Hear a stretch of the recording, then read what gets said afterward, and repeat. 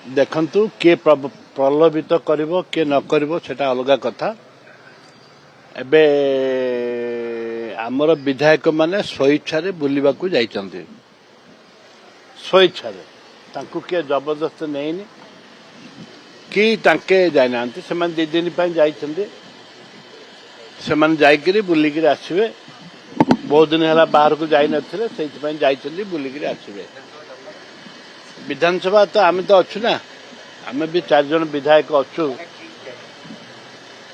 9 ଜଣ ବିଧାୟକ ଯାଇଛନ୍ତି, କୌଣସି ଆରେ ରାଜନୀତି ଅଭିସନ୍ଧି ନାହିଁ, ଯାଇଛନ୍ତି ବୁଲିକିରି ଆସିବା ପାଇଁ।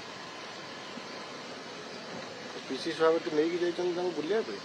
ପିସି ସଭାପତି ଯାଇଛନ୍ତି, ନିଜ ସାଙ୍ଗରେ ଯାଇଛନ୍ତି। ଆମେ ସିନିୟର ବିଧାୟକ ମାନେ 4 ଜଣ ରହିଛୁ।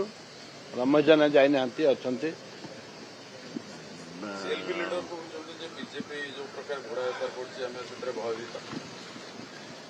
କିଏ ଭୟଭୀତ ହେଉଥିବେ, ମୁଁ କିନ୍ତୁ ଭୟଭୀତ ନୁହଁ।